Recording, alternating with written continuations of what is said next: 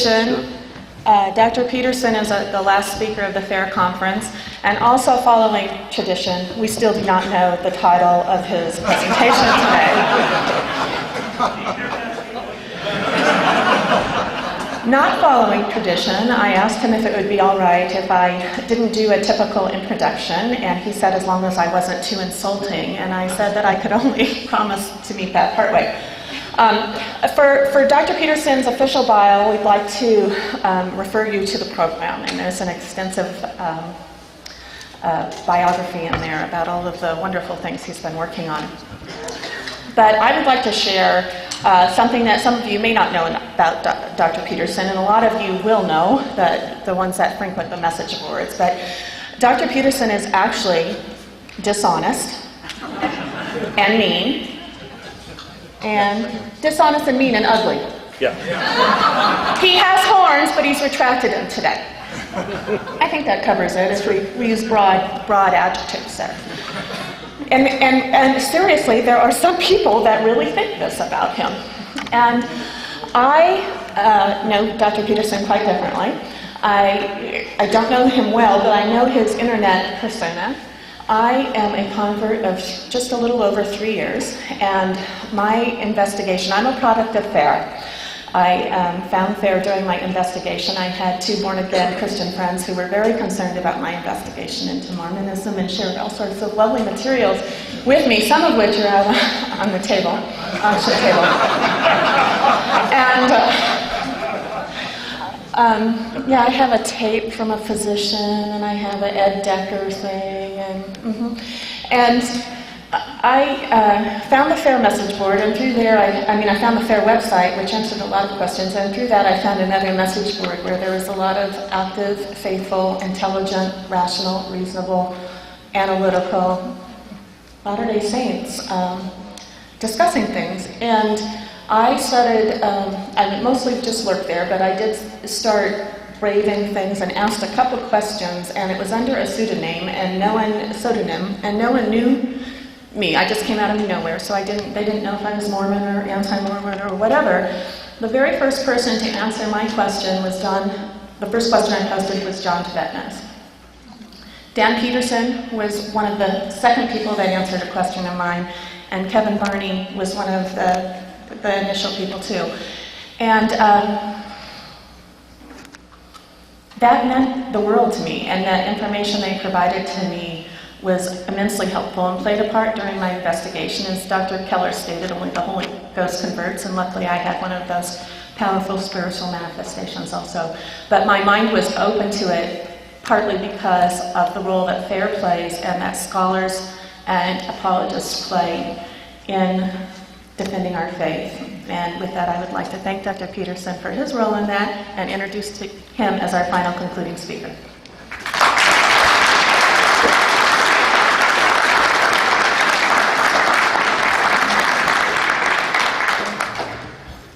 I'm really delighted to have the acoustic. Some of you may know there was a cartoon done of me in Sunstone recently, a very flattering article about me. Danable Lecter, right? I contacted Dan Witherspoon about that and wanted to know if I could get the original for framing. This will probably have to take the place because he told me Sunstone didn't own the rights and I'd have to buy it from the artist, and I'm not sure I like it that much. But what I've decided to do, and I can understand why people think there's a kind of echo up here. It does sound like it, but I guess there isn't, right? I mean, it's clear to you out there. Okay. What I thought I'd do today, and it strikes me as in some ways an awfully brittle and shallow thing to do after this last presentation, which I regard as really in many ways very, very moving, is to offer, and I always have doubts about what I'm about to do when I start to do it, but I thought I'd offer a kind of what might come across as a kind of intellectual historical testimony, a kind of autobiography, a kind of overview of farms with which I've been involved for quite a long time, and just make some observations along the way in a kind of narrative fashion. And you can see this as a kind of testimony. A testimony of someone who's been involved on a kind of intellectual and academic level with Mormonism for quite some time, and who still finds it incredibly interesting. stimulating and even liberating and exhilarating. I was born and raised in Southern California. I was raised in a part-member family. My father was a non-member and my mother a partially active member. I can remember that my first serious thoughts about religious topics were essentially agnostic. I did not see anything particularly convincing about the church that I was occasionally taken to, the LDS Church, or any other. It didn't strike me as very interesting. In fact, what I can mostly remember about church was that it seemed to me a virtually interminable series of incredibly boring meetings, which is not an attitude I've changed altogether. And I realize that may be a reflection on my spiritual state, but nonetheless, that's there, that's a fact. I was kind of maybe an exhibitionistically precocious kid at some points. I can remember reading Dante and Bertrand Russell and Nietzsche and so on at very young ages, probably not understanding much. My father owned a construction business. I grew up in a pretty working class family, and so I made a point of reading Karl Marx at lunchtime. It seemed the thing to do. I was a member of the working class. Why not read Marx? It was interesting to me that none of the people around me found it even slightly interesting. The real working class didn't seem to care about Karl Marx. They were all busy planning their weekend adventures in their campers and motorhomes.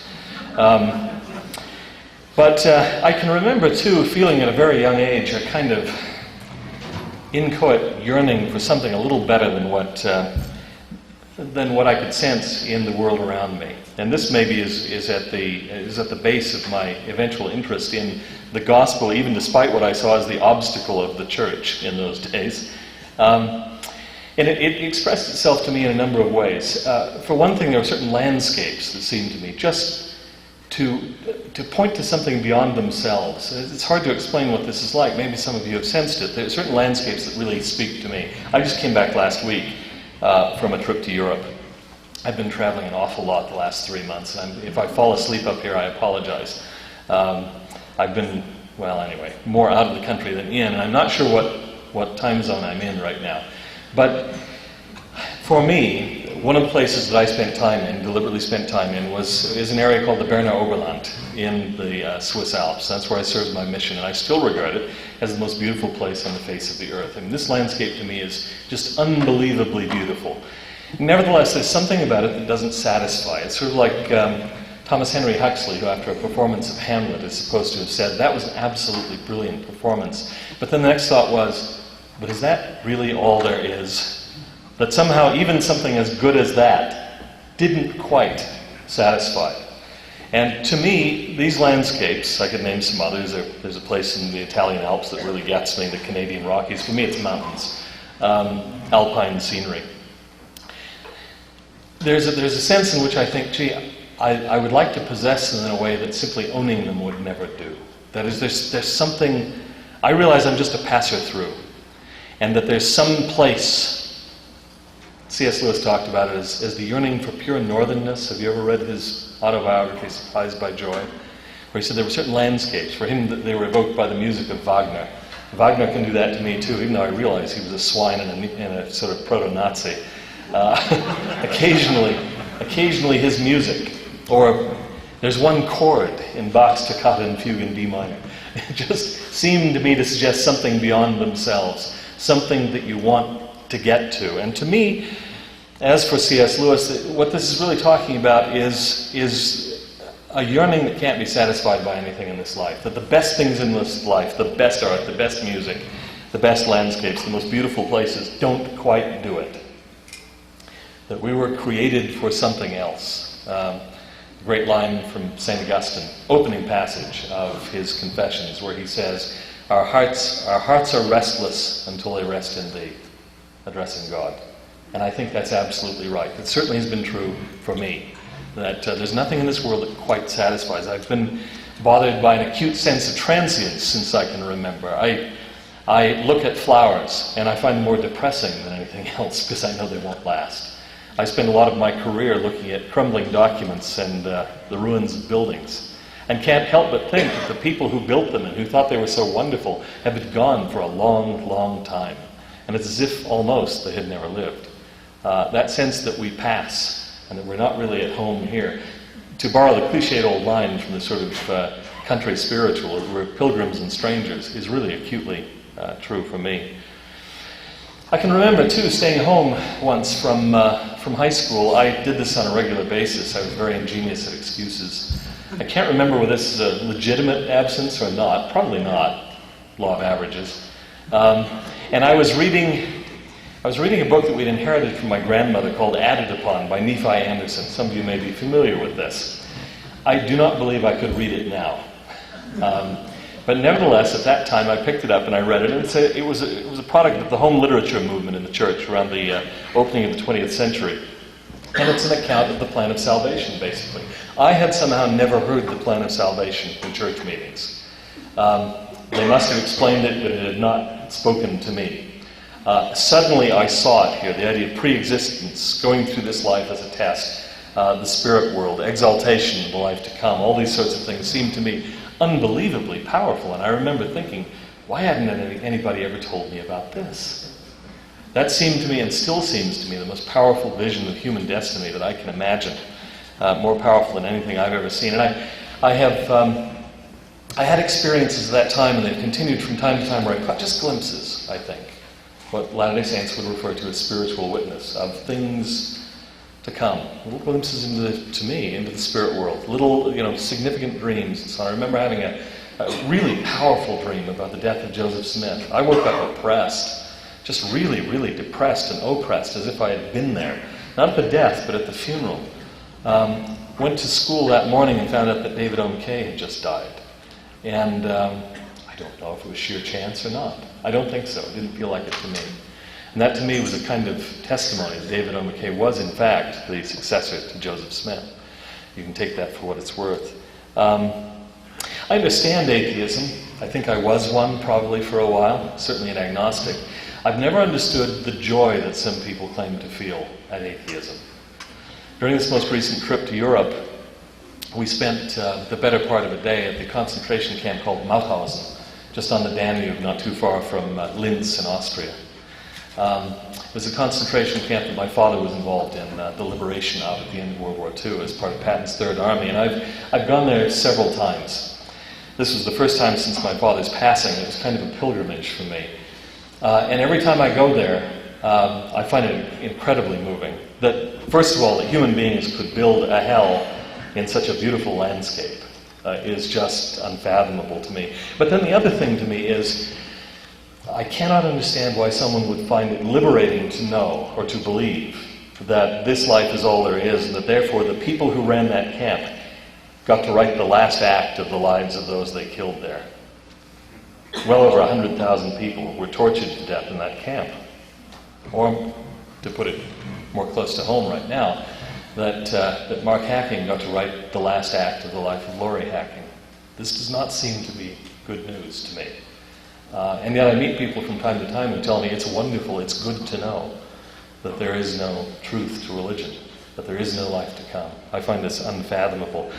I had a patriarchal blessing when I was in high school that from a patriarch whom I'd never met, never had any contact with him thereafter. I was about 15 or 16. And my motives for going to him for a blessing were not good. I have to admit, looking back on it now, I had thought that patriarchal blessings were given in the temple. And I thought it would be really neat to get in. So I applied for a patriarchal blessing. Then I found out he was giving it at the chapel in Alhambra. What a boring. I've been there dozens of times. That wasn't interesting to me.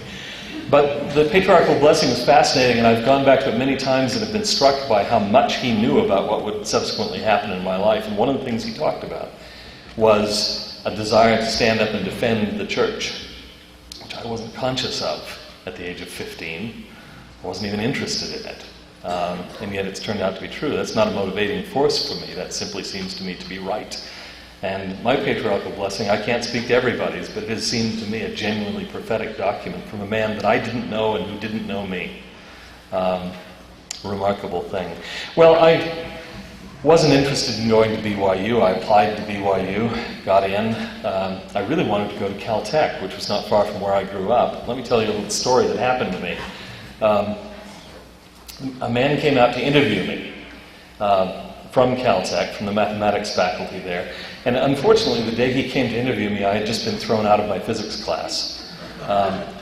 It was an unfortunate experience. The teacher was showing a film about physics, and anyway, we were playing frisbee with tortillas while the film was going, and he stood up at the wrong time, and I hit him in the head. So when the man came to interview me, I was to be called out of my physics class, but I was actually sitting in the principal's office, which was embarrassing because I was also student body president. It was not a good day. The interview went really well, I thought, until a certain point when he said, and I guess I must have written this on my application, he said, well, I see that you're, what is this, secretary of your priest's quorum? What is that?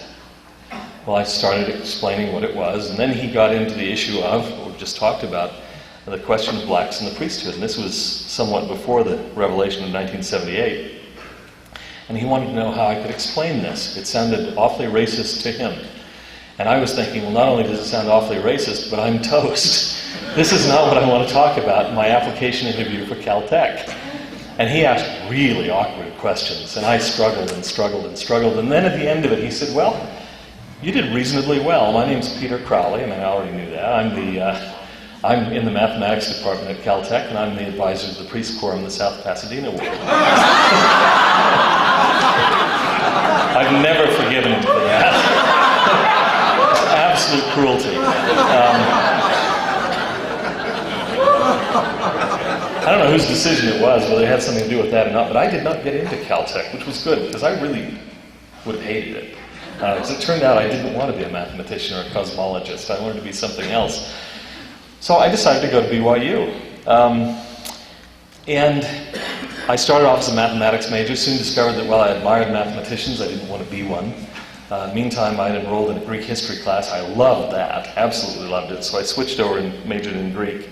Came under the spell of Nibley, of course. I'd been reading Nibley for some years, and for many of us involved in farms, Nibley is the guy who's responsible for that. I mean, at some point or another, we came under his spell.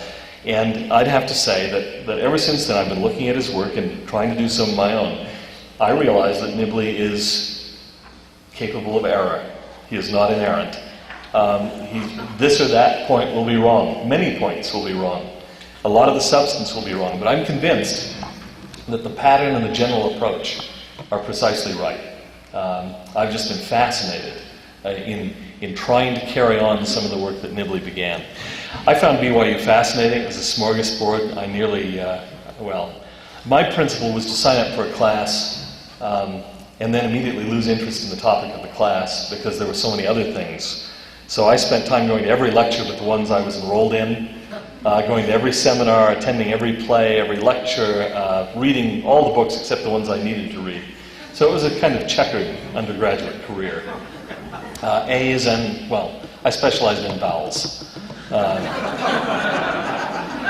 Fortunately, I was saved from myself by being called on a mission to Switzerland, which was a fascinating experience for me. I learned quite a few things in Switzerland. I became sort of an expert on dealing with critics. I don't know why. Got drafted into all sorts of situations. One experience in particular, I remember tracking out a woman in Beatenberg, just above the Thunersee, the Lake of Thun in Switzerland. A beautiful place up on a mountainside there, and there's a Protestant Bible home there, an evangelical biblical college there. Tracked out this woman, and the woman said, "My husband isn't home yet. He should be home in about 5 minutes, and then he'll tell you where you're wrong." I thought, well, this sounds interesting. Let's stay around. Well, he came in, and he sat us down at a big seminar table in his home, and he brought out a stack of books, including Greek lexicons and all this sort of thing. And then he looked at us and sort of smirked and laughed and said, "Well, you don't know Greek, do you?" Nail these ignorant Mormon missionaries.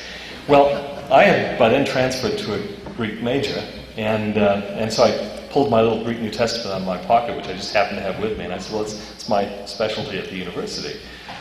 And I wish that I had had a camera, because the smile faded from his face.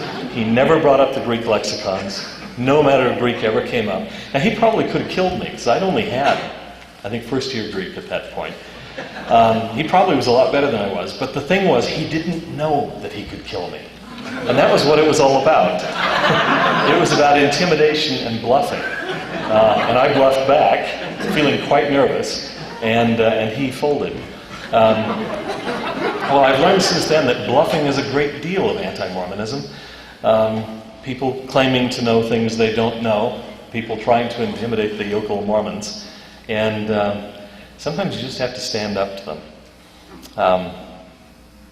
It was in Switzerland that I met some notable people. Stephen Ricks and I were missionary companions, for example. We didn't do a lot of useful missionary work, I think. Of course, I'm not sure whether in Switzerland that was even an option. But I remember some mornings getting up, knocking on a door, and then we'd get into a conversation. And it would be 20 minutes before we knocked on the next door.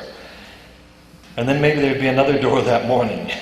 Meanwhile, we were having a fascinating conversation about this or that work of Nibley, or ancient Egyptian temple ritual, or something like that. And the friendship began with that has gone on and on for a long time. So for me, coming to the Department of Asian and Near Eastern Languages at BYU and coming to Farms was sort of like a perpetual missionary reunion.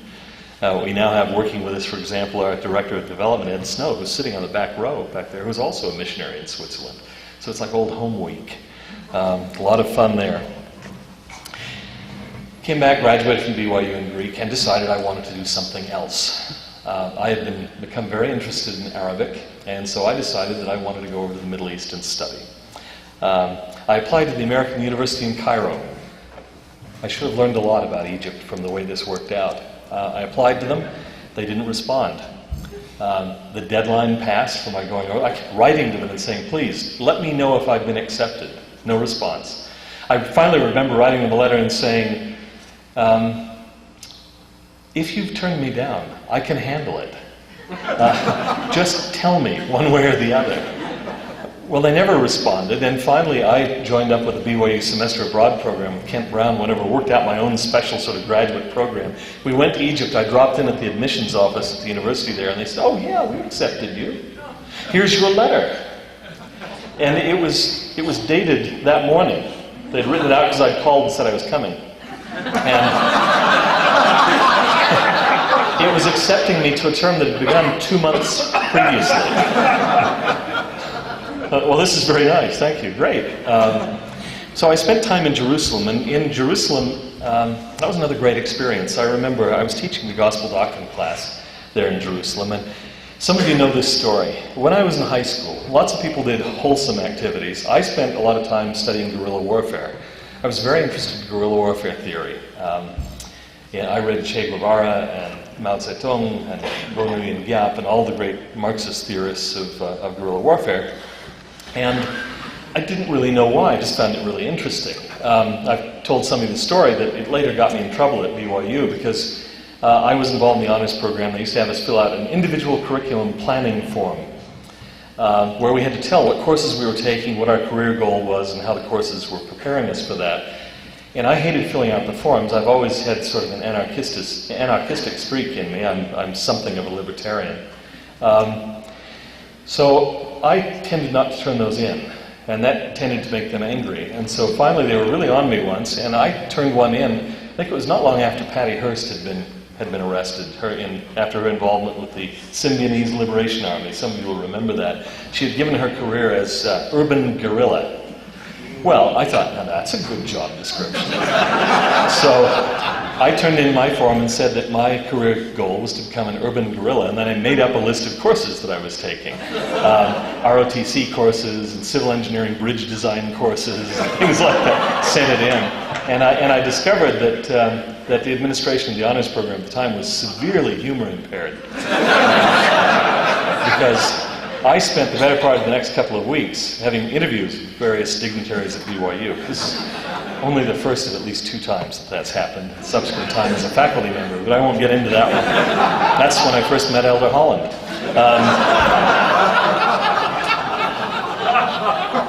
But in Jerusalem it came in handy because I was teaching gospel doctrine there, and we were getting to the section at the end of Helaman and the beginning of 3rd Nephi where the Gadianton robbers are very active, and it suddenly dawned on me that what you had in the case of the Gadianton robbers was an absolute textbook, by the book, example of guerrilla warfare theory and practice, both in their successes and in their failures. And so this was the genesis of an article that I later put together on the Gadianton robbers as guerrilla warriors, which which I still think is pretty good, actually. I think there's a lot more going on there than we have normally seen, and that it's quite foreign to Joseph Smith's own military ideas, which seem to have involved dressing up and parading in front of the Nauvoo Legion on his horse Charlie. And all the romanticism that went along with, growing up shortly after the Revolutionary War with fife and drum. There's none of that in the Book of Mormon. It's grim, realistic, unheroic, unromantic, unchivalrous warfare in the Book of Mormon, quite unlike Joseph Smith's possibly romantic notions. Okay, came back, got married, dragged my wife off to Egypt. It seemed like a good way to test the waters. Either the marriage would work or it wouldn't, right? I learned later that she thought she was going to be going over and actually pounding out our laundry on rocks by the Nile. So there's a certain heroism in her willingness to go. But just before we left for Egypt, I remember we were at my brother's house and we had missed his ward meeting, and I decided to look up and see what other meetings were available for us to go to on a Sunday. And I looked up in the directory, and there was an entry for the Church of Jesus Christ of X Latter-day Saints. I thought, now that's interesting. I'll give them a call. So they had a little message thing where you could leave a message on a recording, and I did, expressing my opinion by the way of the way they listed themselves in the phone book. And that led to an interesting correspondence, but it also it was maybe the first really clear illustration I'd had of the willingness of some anti-Mormons to, in my opinion, deceive, to package their materials in such a way as to seduce the unwary. I've seen plenty of illustrations since. I should say that I'd already seen an illustration, too, of how bad some of them can be on my mission. I had the occasion of visiting with the man who was, by all accounts, the grand guru of anti-Mormons in Switzerland, whom I will not name. He's departed, I learned during this last trip. But I had occasion to actually visit him in his home, the mission president being out of the country. A letter came to mission headquarters, and I, being sort of free, decided we would go out and visit him, and I was amazed at how little he knew. This was the man who appeared on television, who appeared on the radio, who wrote articles about us in the newspapers. He had not even read Jesus the Christ. And yet he was the great academic expert. You learn a lot of things from those encounters. We went off to Cairo. Now, this has been the genesis of my real career, being involved with Islamic studies. There are a number of things that I could say about that, but let me just say this. There are a couple of things that I formulated while I was there. First of all, it is important to me in understanding other religions and expecting other people to approach mine the same way, that people put their best effort into really understanding what they're looking at, rather than forming judgments prior to understanding. And I had an experience there that sort of brought this home to me. An Egyptian friend of mine, very articulate, well-educated young fellow, chemistry master's student, took me off to visit one of his professors at the University of Cairo. We got to talking about religion, of course. The fellow wanted to know, was I a Muslim? And I said, no. And he said, why not? Which always struck me as a rather awkward question in Egypt. And I decided to be affirmative about it and say, well, I'm a Christian. I believe that Jesus is the Son of God and that he atoned for our sins. He said, how can you possibly believe anything so stupid as that?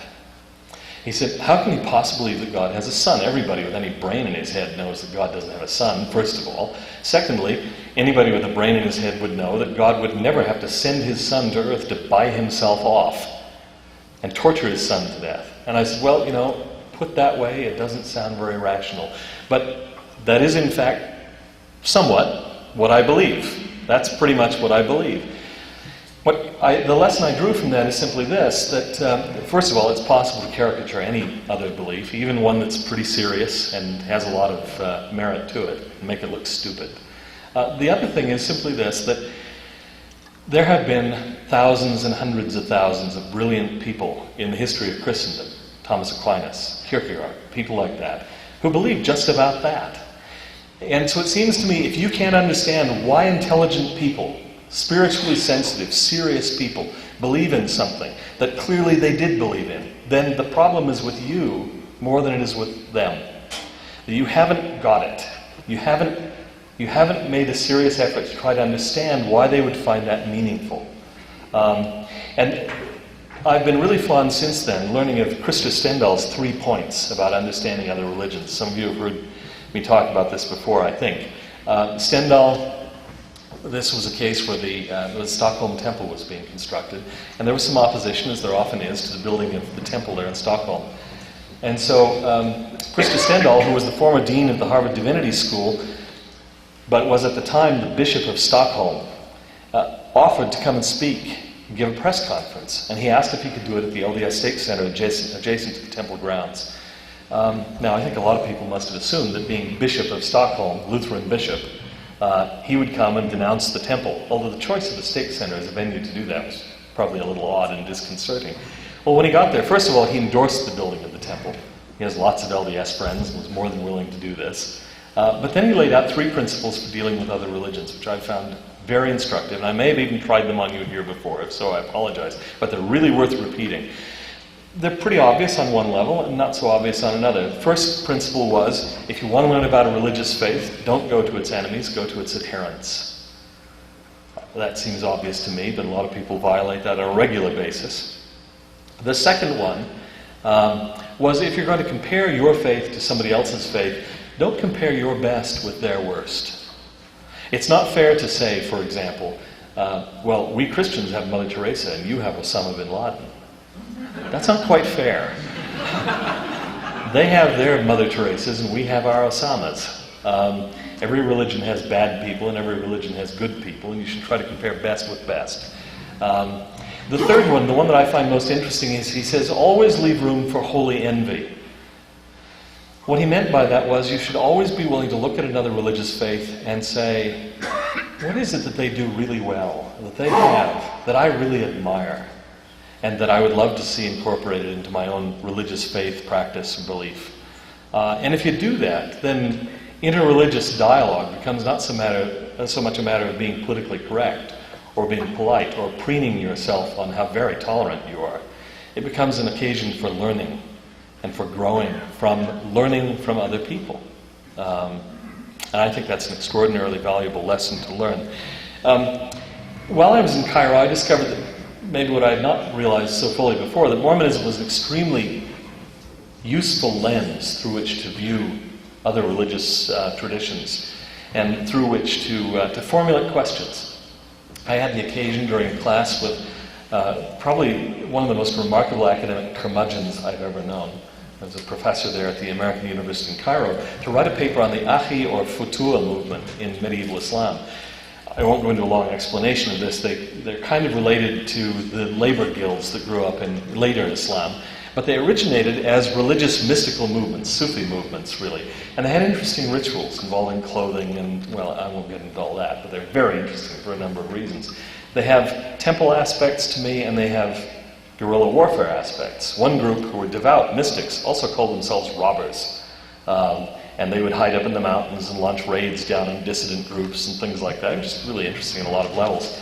I wrote a paper on this, and this curmudgeonly professor loved it, but he wanted to know why I had devoted so much time and energy to what he regarded as the biggest non-subject in the history of Islam. I couldn't tell him that I was already busy grinding my Islamicist/apologist axe. And the things that really interested me about them were that they seemed so parallel to things that I could see in the Book of Mormon, or in ancient history as I viewed it as a Latter-day Saint. That led eventually to some of the research I've done on, well, not only the Getty and robbers, but some unpublished things that relate to that topic that I hope to get to eventually. It was also in Cairo that I met Bill Hamblin, for better or for worse. We've led each other on a continuing spiral downward ever since. Came back to the United States and began graduate study at the University of California at Los Angeles. I'd always been trained up till then in Sunni places, regarded Iran as the world's largest open-air lunatic asylum. Shiites is basically insane, so it was only right that my advisor in graduate school be a Shiite. And so that I did my dissertation on a Shiite topic. Not only Shiites, but the weirdest of the Shiites groups, the Ismaili Shiites, who gave us the very word assassin. Just a lovely group in so many ways. That was an eye-opening experience for me. I had good friends in graduate school. Some of you will laugh. One of my best friends, with whom I had endless, very inspirational gospel discussions, a fellow by the name of Todd Compton, who was working on a degree in classics at the time. Terry Zink was there working on Ebla studies, still has some great things to publish on that. While I was there, I thought at one point, and this is relevant, there actually will be some substance to this talk. I'm leading up to it, don't worry. Or maybe I'll run out of time, and I can use it for next year. I'll have a topic. But I decided in one course that I wanted to do something on the Quran. I wanted to look at one particular passage in the Quran. You may remember, some of you, that Hugh Nibley wrote an article and published it in the Revue de Qumran a number of years ago called Qumran and the Companions of the Cave. And I thought, well, okay, Islamic studies in Arabic was just a sideline for Nibley.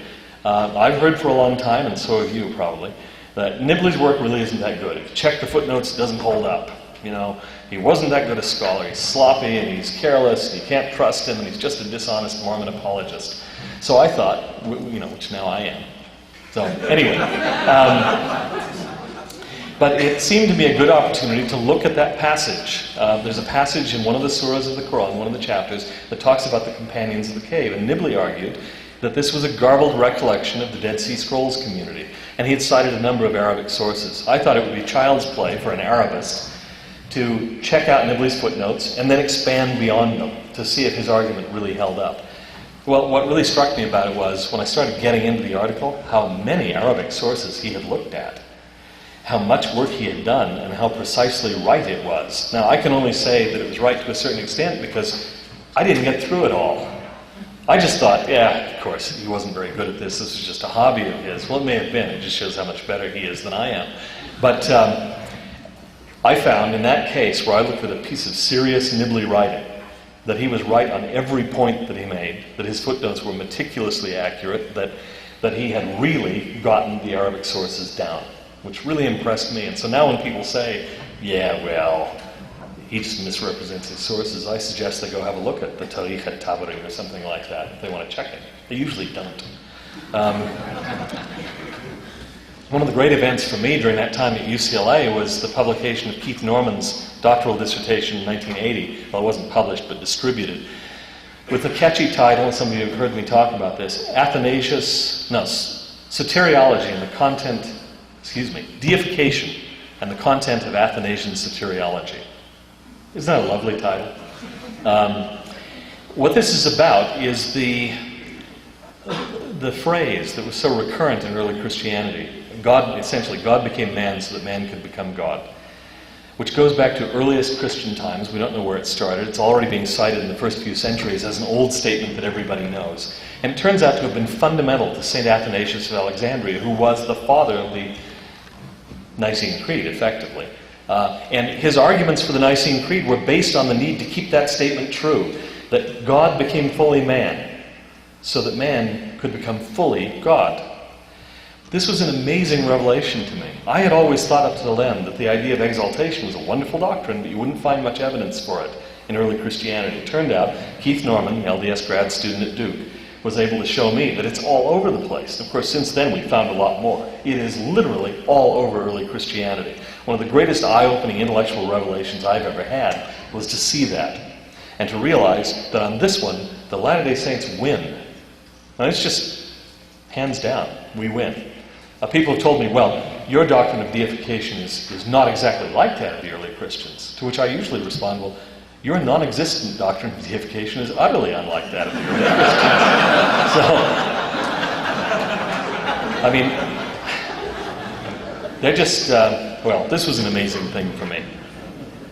So that my dissertation actually became a dissertation on the topic of human deification in an 11th century Neoplatonic Arab philosopher. Really obscure stuff. I won't get into that, but this author was writing during a time when a ruler of Egypt was claiming, or at least deification was being attributed to him. This is the rise of the Druze movement. And he was trying to combat that idea that a human could become like God. The topic naturally interested me. There again, though, I was seeing Islam through an LDS lens. I mean, things jumped out as significant to me because of the very fact that I was a Latter-day Saint. So when I hear the charge that Latter-day Saints put on blinders and can't see the world, or that it restricts their intellectual curiosity, I just have to say that certainly hasn't been true for me. I have found questions leaping into my awareness because of the point of view that I'm coming from.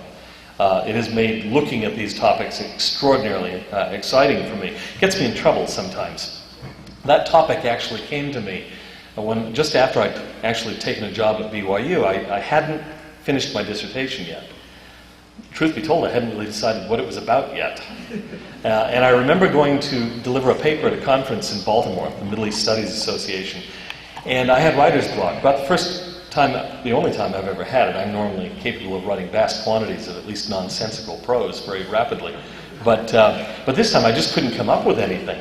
And on the plane on the way out to Baltimore, I was feeling terrified. It got even worse when I arrived at my session. I still had nothing to say. I had no paper. This has never happened to me before or since. Fortunately, I was the third person on the program. There was a presenter from the University of Berlin and another one from Berkeley who spoke first. And by the time they'd finished, the thesis of my dissertation had arrived. I had the idea. I got up and I spoke on it. I loved it because afterwards several people complimented me on the fact that I didn't read my paper and I'd made eye contact with them. I had no alternative. There was no paper. But it was almost a kind of revelation, I think. Suddenly this whole thing just crystallized for me, sitting there panic-stricken in a session of the Middle East Studies Association in Baltimore. But it got me in trouble later on. I was giving a paper based on it at a meeting in Paris, and talking about human deification and all this sort of thing. And a professor in the audience came up to me afterwards and said, "The leaders of your church would be really interested in this." I thought, what? I hadn't said anything about Mormonism. This is pure Ismaili Shiite Islam from the 11th century. Well, it turns out he comes out skiing in Utah every year, and he learns something about Mormon theology and knew something about this idea of human deification. I thought, well, drop that subject. I won't bring that one up again. They're on to me. So now I do other things. But I was hired at BYU to teach Arabic and Islamic studies, not hired as an apologist. I love to see accounts on the internet of how much money I make from apologetics. I always get a kick out of that. I'm delighted to tell my wife. But I was actually hired to do Islamic studies. And I was delighted that at BYU, I was offered immediately the chance to teach Islamic philosophy, which is not offered very often anywhere. But BYU is one of the places that, at least historically, has offered it. Until very recently, now that I've become a bureaucrat, I can't teach the class. Just at the time when we're producing the first textbooks, this Islamic translation series that we're doing, that would really make it a good class. It's kind of frustrating, catch-22. But BYU is supportive in other ways. It's given the opportunity, something I never would have expected, to launch the Islamic Translation Project, which is the other side of my life, the real scholarly side of my life. Some of you are aware of that. BYU has been unbelievably supportive in that.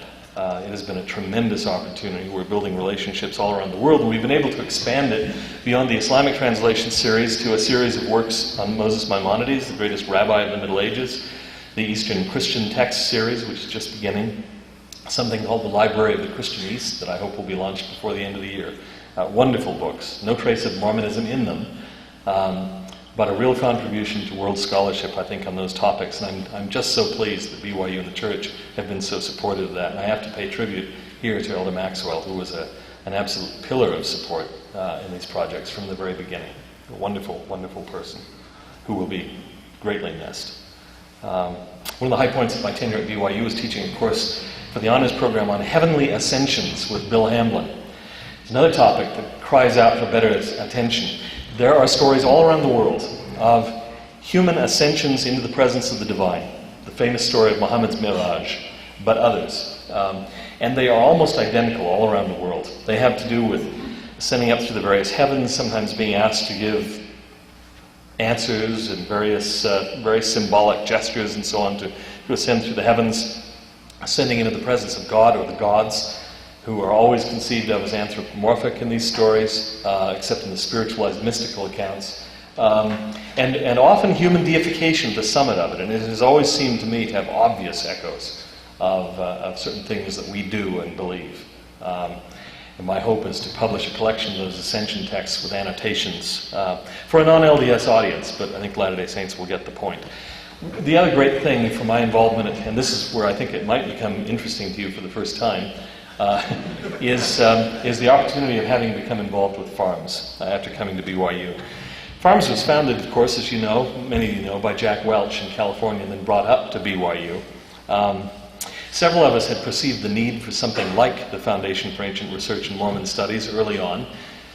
I remember in Jerusalem the first time finding a copy of John Twetness's paper on King Benjamin, Feast of Tabernacles, in one of the files of the Jerusalem branch, and thinking, my word, this thing ought to be circulated. What's it doing here in mimeograph form in the Jerusalem branch? Nobody will ever see it here. I'm glad to say that it's now been published. I remember talking with Bill Hamlin, whom I first met in Cairo, and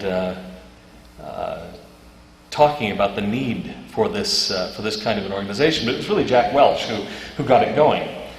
Jack, I think, was raised up to do this. I don't say that lightly. I actually believe it more than half seriously. Jack is just your typical Latter-day Saint attorney with a specialty in tax-exempt foundations, who also studied Greek and Latin and ancient history at BYU and Oxford. I mean, it seems to me that if he hadn't, I mean, he was designed to create farms, and so he did. And farms is a great thing, I think. I got involved with farms very early on. I was advised strongly against it by the people who hired me, so much for the pressure I allegedly get from the church and BYU leaders to do apologetics. They all told me, don't do it, we'll punish you if you do. I once asked one of the people telling me this, I said, look, if I have free time, if I've done my Islamic studies stuff enough, can I do some apologetics work on the side? No, it'd be better if you didn't. I said, well, would you rather that I watched soap operas? That would be better. Well, I've ignored them, and so far have managed to keep my job. But I can assure you that getting into farms was not a mercenary step for me. I know that people who tend to believe this won't believe any denial of it. But if there are any of you out there, please believe this. It was not in my financial interest to do farms. I did it just because I'm an obsessive compulsive and I really wanted to do it. And I tend to do what I want to do, and so I did. But I remember once being on, I think it was Martin Tanner's radio program. Martin, I don't know if you're out there, but someone called in and said, well, you're only in it for the money. And I said, well, I'm not even getting my gas reimbursed for coming up to the radio station. And he just said, you're a liar, and slammed the phone down. So there's no reasoning with people like that. But farms, as I say, I think is a wonderful thing. People accuse us of being desperately out to defend a losing cause. That we're trying to save the church, because we think we're losing, and we're inventing desperate ad hoc rationalizations to save our bacon. Nothing could be further from the truth. The attitude of those who come together to work in farms, on the whole, there are, we certainly do try to defend against arguments, but overwhelmingly, the excitement of it all is that we're just delighted at the things we see that we think are evidences for the divine calling of Joseph Smith, or things that allow us to deepen our understanding of the Book of Mormon or other aspects of the gospel in ways that are just remarkable. It's not a desperate rearguard action. It's the excitement of seeing the gospel in a new way. Calling someone up and saying, guess what I just found? Look at this. Listen to this. I mean, does this put things in a new light or not? And over and over and over again, we found that our studies in ancient history just are suggesting all sorts of new paradigms, ways of understanding the gospel, and things that, in our opinion, Joseph Smith could not possibly have known in any kind of plausible, naturalistic way. Most recently, I'll allude to something that's in the news very much. We have the DNA issue. There are people who are saying, of course, that DNA destroys the Book of Mormon.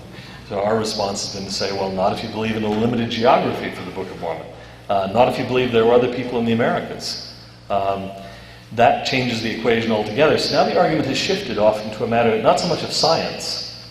We all agree on the science to a large extent. The Latter-day Saint microbiologists and molecular biologists and geneticists and so on who are responding on this issue are not anti-science. But we're saying if you have a limited geography and the Lehite group is a very small group, then the science is essentially irrelevant. So it becomes an issue of exegesis, hermeneutics, interpretation of the Book of Mormon. And so there are those who are now saying, well, once again, you're engaging in a desperate rearguard action to redefine the Book of Mormon. This limited geography hypothesis is a desperate reaction to the challenge of DNA. That's absolute nonsense. The thing can be documented easily several decades prior to the discovery of the structure of DNA. You can argue, I think, in fact, that Joseph Smith was already moving toward a limited geography thesis probably in 1842 or thereabouts. This has been around for a long, long time. It's hardly a desperate reaction to Tom Murphy, whom Francis Crick and James Watson had not even heard of when they found the structure of the DNA molecule.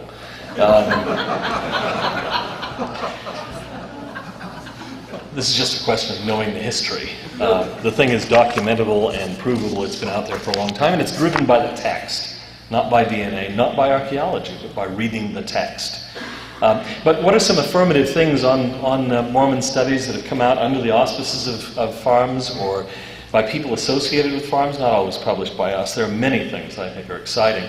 I think Jordan Veda's thesis on the comparison of Mormon doctrines of exaltation with the ancient Christian doctrine of theosis, or human deification, is a remarkable thing, as much for who said it as for what he says. I don't know if all of you are familiar with this. Jordan Veda, Father Veda, worked on this thesis at the Graduate Theological Union in Berkeley, and he actually explicitly refers to critics of the church. He says, it's not the Mormons who have a problem with this doctrine of human deification, it's the people who did the God makers who have a problem. Because this doctrine somehow miraculously disappeared in most of Christendom and reappeared in 19th century America with Joseph Smith, and they've got to explain how that happened, and they've got to explain why they don't have it. They don't have a doctrine of deification. Father Veda has since joined the church. He was a Dominican priest. He's now a Latter-day Saint. That's a remarkable piece, and we've now published it. The recent book, Echoes and Evidences of the Book of Mormon, with a title which I passed on and still am mystified by. I don't know what it means. I know what evidences of the Book of Mormon are, but I don't know what echoes of the Book of Mormon are. But anyway, I once thought I did, and I approved the title. But it's a marvelous collection of sort of state-of-the-art studies of some of the issues pertaining to Book of Mormon historicity. I highly recommend that one. This is not a defensive mentality. This is one arguing that there's a lot of good stuff out there that seems to support traditional claims. One of the most exciting things I've seen recently, not published under the auspices of farms, but by people affiliated with farms, is the work that David Paulson has done on divine corporeality in Harvard Theological Review. Most recently, an article he did with Carl Griffin, who actually does work for farms, works for me, particularly on the translation projects, in Harvard Theological Review, on St. Augustine and the idea of divine corporeality.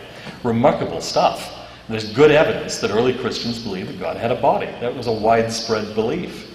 St. Augustine grew up as the son of a saint.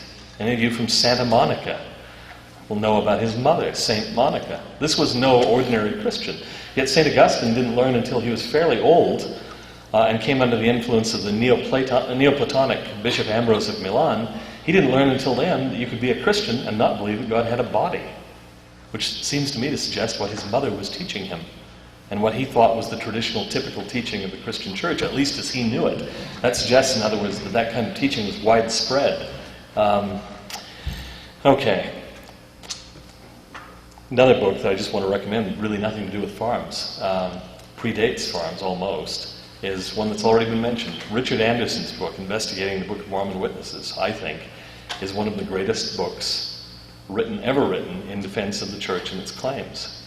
This is a classic. In fact, I was rereading it again in sacrament meeting a few weeks ago, and a neighbor of mine, Kent Jackson, happened to be sitting next to me, and he said, he leaned over and he just said, unbidden, he said, next to the scriptures, I believe that's the most faith-promoting book in the history of the church. Anyway, I'm not sure I disagree with that statement. So those of you who haven't read it, I suggest that you go ahead and do so.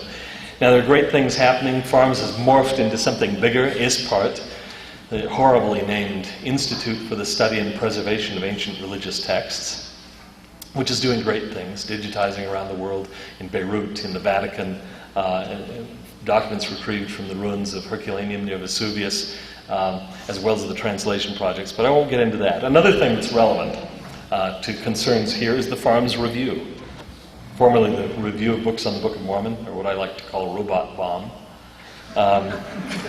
or the Farms Review of Books. I think when Jack Welch invited me to edit this thing, to launch it, I don't think he knew what he was getting into. I've created a monster, I think, and I'm delighted to have done so. I think Jack had in mind a series of little short reviews that would guide people to reading books, and then they could throw it away. Well, I couldn't see the point of that. I thought, who'd ever want to buy it? It'd be sort of like the Penguin Guide to Classical CDs. I never buy one. I go into the record store, find a copy, look up what I'm interested in buying, go buy that CD and put the book back on the shelf, right? Well, I thought if you want people to actually read the review, it's got to have something in it that's worth reading for its own sake. And it started off that way in the very first issue when John Clark wrote a lengthy review with diagrams on Book of Mormon geography. Still, I think, one of the most significant things published on the topic. The review immediately began to take on critics of the church. In this way, it obviously is created somewhat in the image of its maker. I have had a polemical streak ever since I was a kid. You have to understand that I'm really a cuddly fellow. I'm not nearly as mean as my critics think, although I'm not sure that I mind them thinking that. You know, fear is good, or irritation at least. But I grew up reading National Review. Some of you may know what that implies. I subscribed to National Review when I was 13. I've kept the subscription going through my mission ever since then. And then I also subscribed to the American Spectator, which is even worse. And one of my models was H.L. Mencken. So this maybe will make some sense to some of you, you know, where I'm coming from polemically. I enjoy a good spirited round of discussion, and I don't mind a little humor. But it's often mistaken as being mean-spirited and nasty. And there's not a nasty bone in my little body. But anyway, the Farms Review has had an impact on the image of Farms. There's no question about that. People will dismiss all that Farms does by saying, well, Farms is nasty and vicious. Now, what they're really referring to is actually not all of Farms, but the Farms Review. And not all of the Farms Review, but a few reviews in the history of the Farms Review. And only a few portions of those few reviews. But it's enough. If you can use that to dismiss the whole thing, well, then good. But the Farms Review, I think, has done a notable work. It has spoken the truth in some cases about operations that needed desperately to have the truth spoken about them, and it has provided an avenue for responses to critics of the church who just didn't expect it. Sandra Tanner once said to an acquaintance of mine that if they had known that everything they wrote was going to be reviewed, they would have done things a little differently. Thank you very much. Welcome to the first day of the rest of your life. I sometimes think, what would have happened if there hadn't been a venue for responding to certain books that are very critical about foundational claims of the church? What if the review didn't exist? It does provide an opportunity to respond, to at least get that response on record. Most recently, I'm very, very proud of issue 15.2 of the review, which I highly recommend to you if you haven't had a chance to get it. I think it's sold out back there, but this is one that deals intensively with DNA, with the Mountain Meadows Massacre, and with Grant Palmer's recent book. Just mention a couple of other things. I'll come back to things that are on the horizon. Experiences, back to the really boring autobiographical parts. I've had the experience of spending time at other university campuses. I remember a National Endowment for the Humanities seminar in Berkeley devoted to the great chain of being, this idea of Arthur Lovejoy's sort of hierarchy and the world from God down to the world.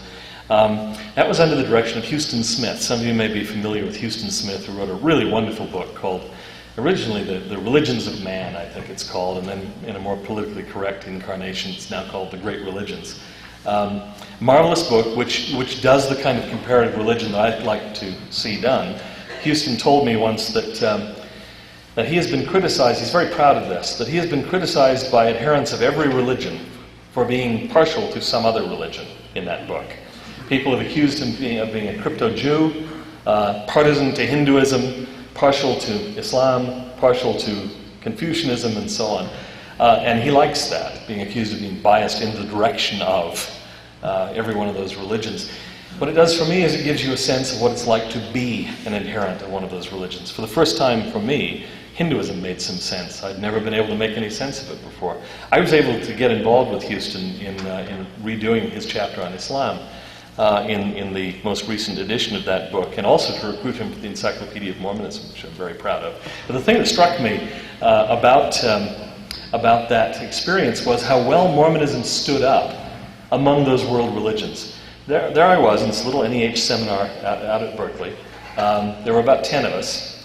I was the only Latter-day Saint. I wasn't there as a Latter-day Saint. I was there as an Islamicist. But there was a Buddhist, and there was a Jesuit process theologian, and a Hindu, and a Platonist, a real live Platonist. I didn't know they existed, but there was one there. And people from all those different backgrounds, and talking about all the great world religions. They all agreed on kind of a unified truth, the perennial tradition that's behind all of them. And then there were the Mormons who didn't belong. And I just, toward the end, I was beginning to see myself as sort of an anthropologist, just silently observing the natives of the perennial tradition. It was fascinating to me. And finally, Houston asked me the last day, "Well, Dan, you've been kind of quiet lately. What do you think about all this?" Well, I don't believe any of it. All the things you say are part of the perennial tradition, I reject. We really do believe that God has a body, and things like that, which you see as folk religion.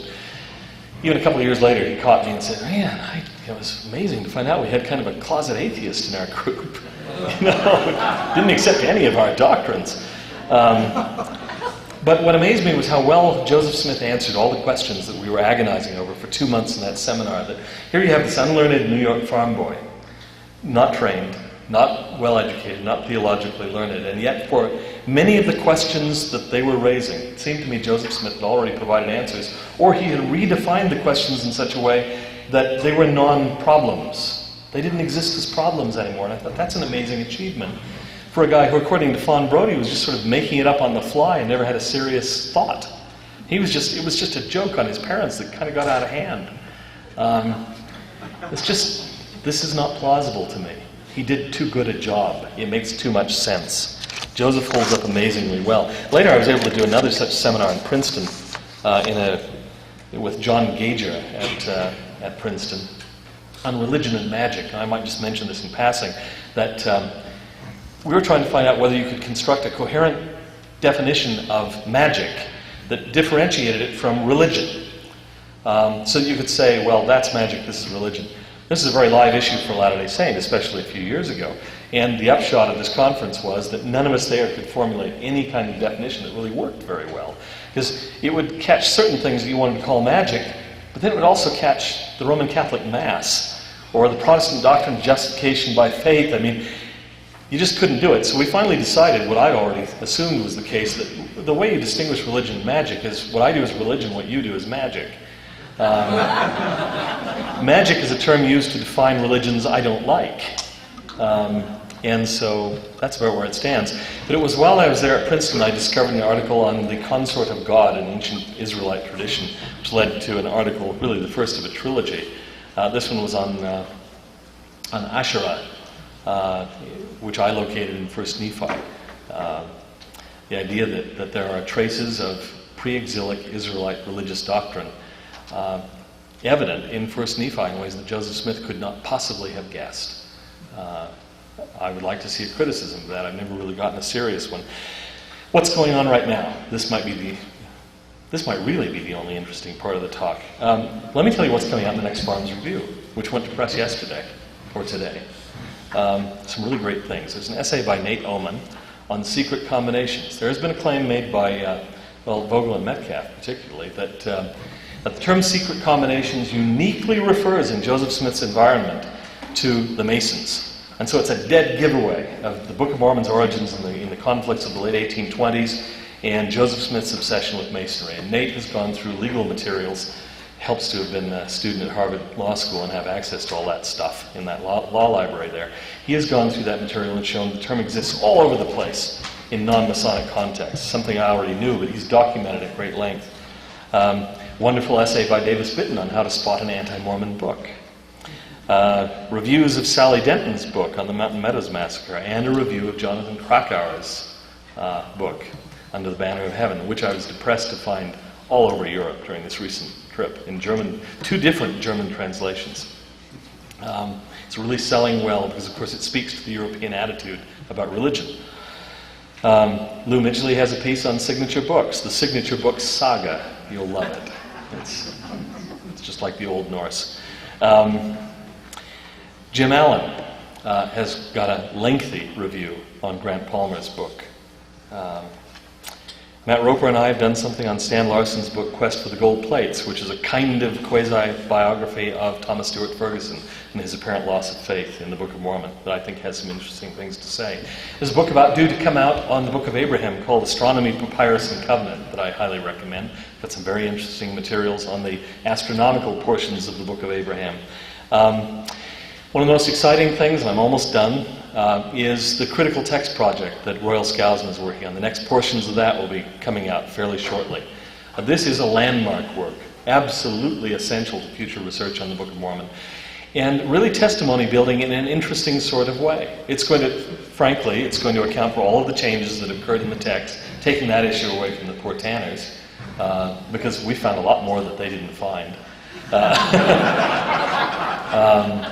But what it does show is that the original manuscript of the Book of Mormon was consistent and coherent in really remarkable ways. Royal will be able to talk about that at length, and will. I think it puts the Book of Mormon on a really solid footing for future studies, and absolutely essential work. There's work coming out on the apostasy, trying to look at the doctrine of the apostasy again in new ways. There's a lot more competence in the church nowadays in ancient history than there was in the days of James E. Talmage or earlier people who've written on the doctrine of the apostasy. A lot of people well trained in ancient history, the history of Christendom, the history of theology. And we see it in a little different light nowadays. And so we're trying to get a more accurate notion of what we believe and what we don't believe about apostasy. I think some people will find it gratifying, including some outside the church, but it doesn't surrender any basic claim. It doesn't surrender the need for a restoration. But it does, I think, modify and modulate and moderate some of the claims that we've historically made. More work on theosis. A couple of really interesting pieces that I'm hoping will be out within the next year or so on theosis, the doctrine of human deification. The thing I'm working on right now is my personal passion. Something that began as a small book, turned into a large book. I've now recast it as 2 books, which are becoming 2 really big books. It may never be finished. I call it, tentatively, The Reasonable Leap into Light, a book for skeptics. And it's an attempt to show that belief in A, theism, B, Christian theism, C, Latter-day Saint Christian theism, that belief is reasonable. It's rational. Not to prove it, but to argue that it's rational to make that jump. Beyond that, it has to be done on a spiritual basis, but it's rational intellectually, on an intellectual basis. Let me just close by bearing testimony explicitly about some things. I've been teaching gospel doctrine class this last while, and I love to do it. It's my favorite calling in the church. When they called me to it, they were very apologetic, and since I had so many terrible thoughts of the alternatives, I was absolutely delighted. I kind of pretend that I'd be willing to do it. Rereading the Book of Mormon in that way, it's different than reading it on your own to me. And I am dazzled, as I always am when I read the Book of Mormon, by how very, very deep and well-structured and brilliantly put together it is. I am just baffled when I read people who say, or hear people who say, well, there's nothing to it, it's stupid, there's nothing there. Maybe I'm imagining things, but I have a lot of experience studying texts carefully. That's what I've done for a living. That's what I've done in all of my education. And the Book of Mormon stands up in good company. It does very well. I'll just leave it at that. I'm going through another period of what has been a years-long love affair with the Book of Mormon. I'm dazzled by the book. Cannot believe that anyone can seriously argue that Joseph Smith simply made it up. That is simply not plausible to me. I cannot accept it. I don't have enough faith or credulity to believe that. I have to fall back on the more simple religious explanation for the Book of Mormon. Joseph Smith's character, the more I've read about him, the more I've read in Dean Jesse's collections of materials and so on, the more transparently undeniable it is to me that Joseph Smith was a sincere man who really was trying to do the will of God. Doesn't argue that he did it perfectly. Nobody ever has. Doesn't argue that he didn't have flaws. He would never have claimed that. But his transparent sincerity is apparent to me on every page. I cannot get away from it. If I'm any kind of a judge of human character, I see an honest, sincere man speaking from those pages of those reproduced letters, which were not written for publication. He wasn't pretending to anybody. Finally, the vision of the gospel, the plan of salvation, remains for me astonishing. The only thing I can compare it to in an odd sort of way, and it's nothing like it, but I remember reading Hans Jonas's book called The Gnostic Religion at one point, where he laid out the Gnostic myth, and it was this vast cosmic thing. And it seemed to me that that was the only thing I'd ever seen that was comparable to the Mormon plan of salvation. It doesn't hold up well. I don't think it's coherent. But it's dramatic. It's big. This is a big canvas. The plan of salvation is like that for me. It is absolutely exhilarating to me. I cannot imagine anybody saying that Mormonism is small or narrow. Latter-day Saints may see it small and narrow. We may force ourselves into a small and narrow viewpoint. That's what humans often do. But the gospel is huge. The gospel is immense. I agree with B.H. Roberts. We haven't begun to plumb its depths. We haven't begun to appreciate how very big and expansive and liberal in the good sense of the word it is. And I just want to bear you my testimony. The gospel is true. The Book of Mormon is true. Joseph Smith was a prophet. The Church of Jesus Christ of Latter-day Saints is the Lord's church. The gospel is true. This was not something that just was made up in 19th century New York or 19th century America. It cannot be explained that way. I cannot buy that. I bear you my testimony that it's true. In the name of Jesus Christ, amen. Amen.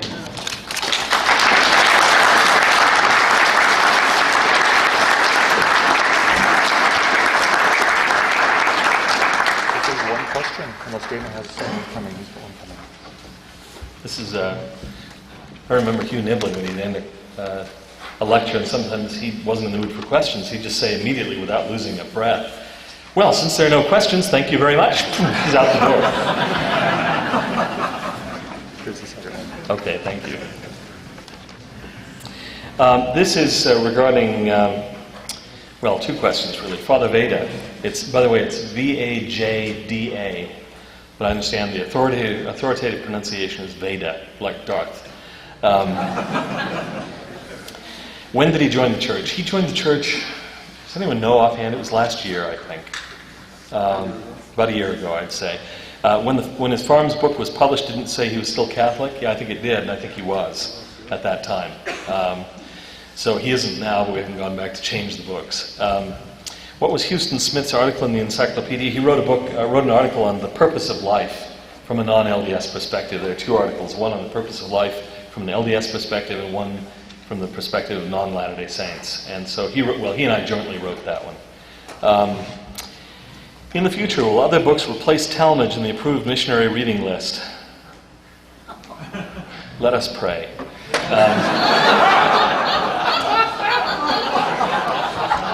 Which books do you recommend for missionary reading? Oh boy. Well, the scriptures are really good. A lot of missionaries would do well to read those. Karl Marx? Yeah, Karl Marx, no. Depending on your mission. I don't know, what would you recommend for missionaries? I really do believe... Witnesses and Echoes and Evidences, I'd like those two. Yeah. Offenders for a word. Offenders for a word, yeah. Ought to be required for every member of the church. Anyway. No, I think for most missionaries, really concentrating on the scriptures and learning to read the scriptures well is a really important task, and it's worth a couple of years. Much more than that. In terms of supplemental reading, I don't know. My mission was very liberal, and I read anything I wanted. And our mission library was quite large, and I was in the mission home for 6 months, and I devoured all sorts of good stuff there. So I'm not good at laying out limited reading lists. I would say just about anything they want to, but mission presidents vary on that. Is that it? No more questions? Thank you very much, Thank you. Dan. Thank you.